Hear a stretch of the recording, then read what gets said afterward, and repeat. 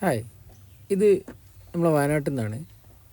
ഈ റോഡിൻ്റെ രണ്ട് ഭാഗത്തും ശ്രദ്ധിച്ചാൽ നിങ്ങൾക്ക് മനസ്സിലാവും എത്രത്തോളം വേസ്റ്റ് ഓരോ ശനിയും ഞായറാണ് വയനാട്ടിൽ ഏറ്റവും കൂടുതൽ ആളുകൾ വരുന്ന ഒരു സമയം.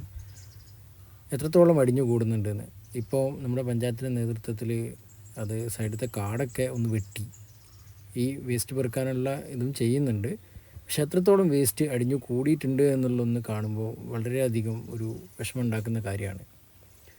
നമ്മൾ പുതിയ പുതിയ സ്ഥലങ്ങളൊക്കെ കാണണം, സഞ്ചരിക്കണം, ഒക്കെ ശരിയാണ്.